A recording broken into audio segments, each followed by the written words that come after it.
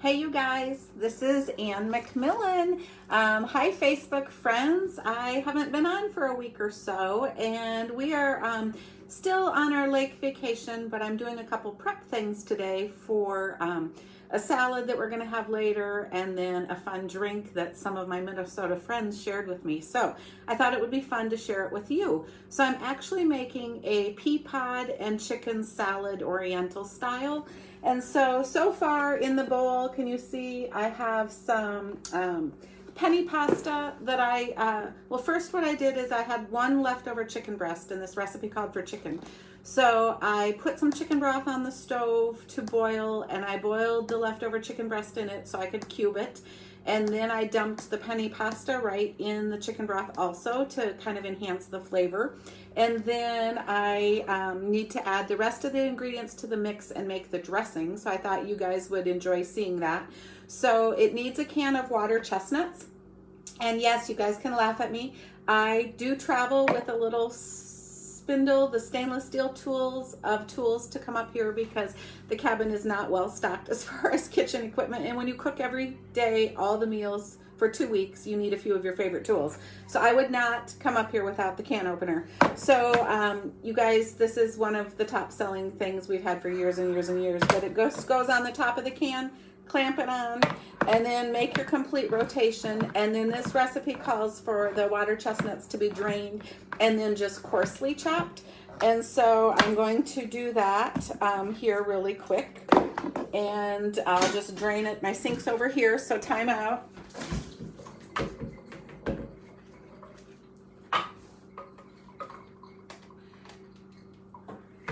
I just drained them and I put them back in the can because I only have one cutting board here, and I want to also do some green onions for this recipe. So I just brought one of the cutting mats, and I brought the Santuco of the color coded. So I'm just stripping and cutting slices of the green onions quick.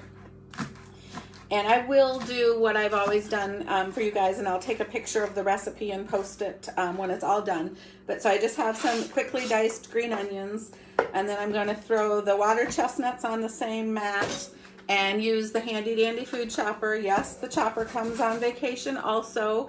I'm trying to tell you, we've used this for everything this week, from saltines to Snickers to water chestnuts, onions, mint, just trying to think, so many things. So just quick and easy. But this recipe, they just want to be coarsely chopped. So I'm not using the cap, and I'm just giving it just a fast, coarsely chop. And then I'll slide that into the salad recipe also. And then the next thing it needed was, I'll show you the packaging. One package of the stringless sugar snap peas. And do you love my prep materials here? Since we're on vacation, I have paper plates I'm prepping with, but you want to just cut or snip these into smaller pieces. And so I just brought the kitchen shears, and I just literally finished snipping them, like each one into maybe three. Three is kind of a nice size, I think, so that it fits nicely on a fork. I think that's kind of what's important. And then really one of the other reasons I'm doing this salad this morning is because it requires some setup time. So you want this to have about 3 hours of time in the fridge so the flavors can all blend. So in here so far is 4 things, maybe 5 things. We have the pasta, the chicken, the green onions, the water chestnuts, and now we've put the peas in. So let's make the dressing, and I'll move this food chopper out of your vision. So far here in the bowl, I have 3/4 of a cup of salad dressing and just a few grinds of the black pepper. And I'm going to add some Asian seasoning. And remember that the lid's about a tablespoon, and I don't want a whole tablespoon, so I'm just gonna give you about that amount. I think the recipe calls for teaspoon, maybe. I don't know. I'm just guessing. And then soy sauce, but I bet you'll love this. This is what I had here available. So I have a couple packages. The recipe calls for 2 teaspoons of soy sauce, so I figured that was about one of these pouches. And you just blend this dressing. And if it's not quite as thin as you want it, because remember the pasta will soak up a little bit of the dressing. If it's not quite as thin as you want it, you can always add a little sour cream or add a little milk. But I kind of like the consistency this is looking, so I'll show it to you here in just a second. So blend the dressing, and then you're going to put the dressing over top the salad and start to get that all blended together. So I'll scoot this back over. And then before you serve it, you stir in toasted almonds. And you guys, I think if you watched the live last week, you saw that I actually brought the air fryer on vacation. That incredible tool has been just a game changer. And our cabin's little, and so the oven gets really hot on a hot day, and it makes the cabin hot. So I've used the air fryer for everything from reheating things to this morning. I took the small toaster oven pan, and can you guys see this? In 4 minutes, I put this in the air fryer, and I was able to toast all the almonds. So a very quick process, and it just, I don't know, it saves everything from time to heat. And so I'm just stirring this. I'll give you a glimpse of what it looks like once you get it all blended. And then the recipe says to let it chill and blend for at least 3 hours before you eat it, which will work great for us because we usually are eating at random times. There you go. And then I'll stir the toasted almonds in before I serve it. And it also says that if you're taking it to a party or a potluck or something, to line your bowl with some big green lettuce leaves. And then that way you can have it, it looks a little bit more attractive. And then I thought if you don't have almonds on hand, since this is an Oriental flavored salad, you could easily have used like chow mein noodles or wonton strips or something like that too, to really give this some enhanced flavor. So that's the salad. And like I said, I promise I'll post the recipe. But now I want to switch gears and tell you about this Minnesota drink that my friends have shared the recipe with me.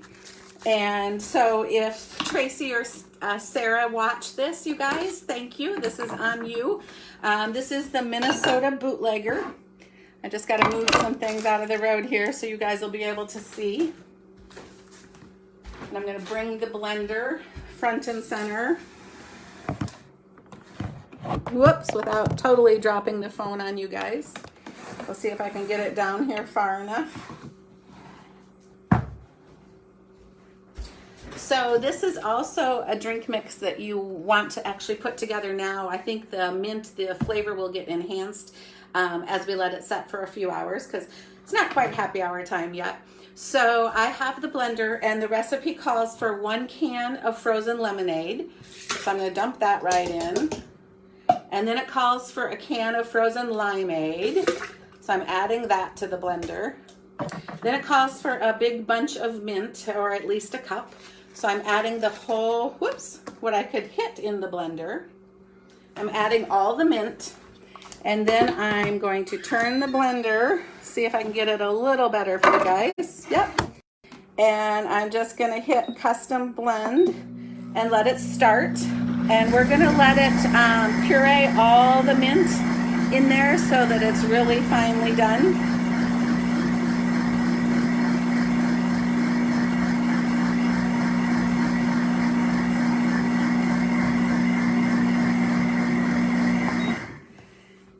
And then as this sets too, the first time we made this, the mint will actually rise up to the top, or you can use a strainer like from the cocktail set if you don't want any pieces of mint. But then the next step is you add a 1/2 cup of simple syrup.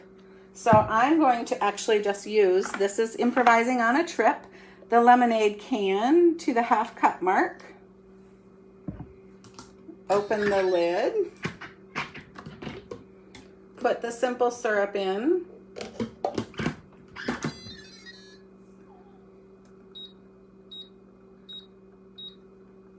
Oops.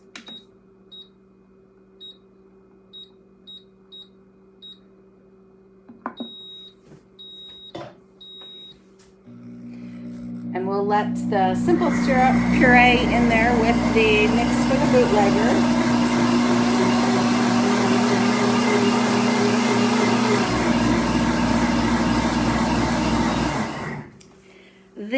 recipe calls for you to add water to the pitcher to be about 3/4 full.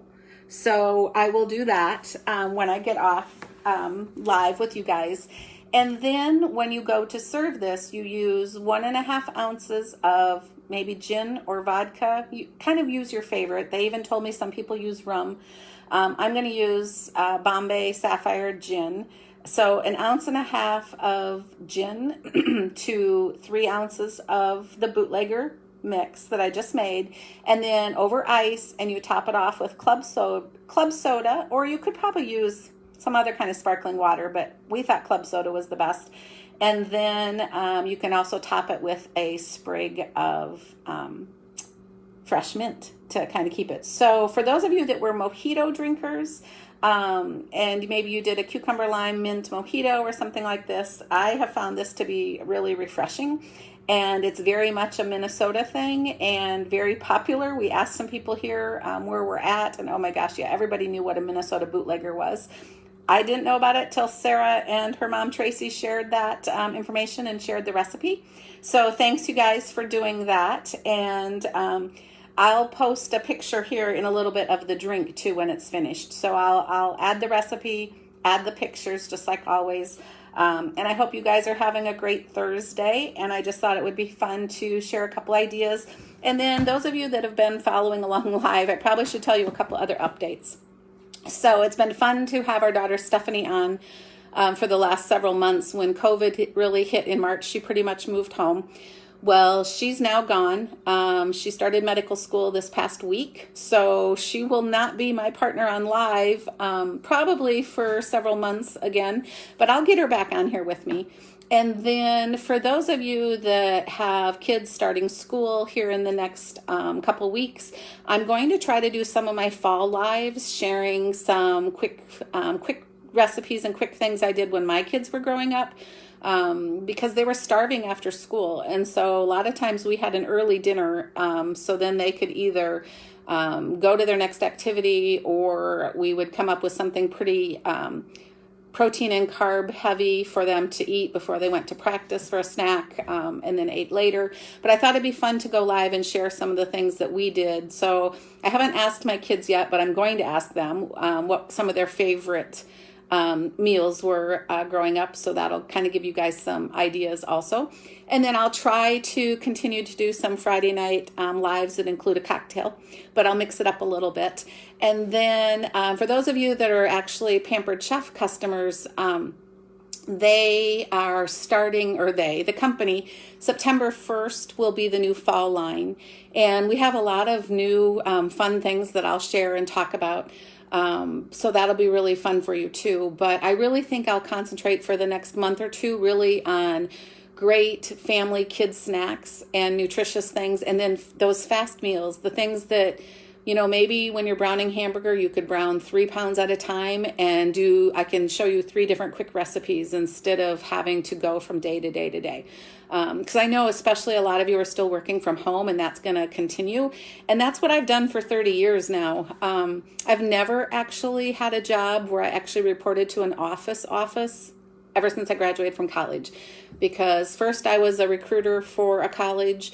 Then I worked for a chemical company and had a sales territory. And then I became full-time with Pampered Chef. And I've always had a home office and been based out of my home, even though our headquarters are somewhere else. So I'm really accustomed to this, but I know for a lot of you it's been a big stressor. So I will share some of those tips too about having the meals ready and still being able to keep sane and feed your family and do some of those fast things. So just wanted to give you an update on that. I'm excited about it, and I'll be back on live. Thanks, you guys. You've been so much fun. See ya.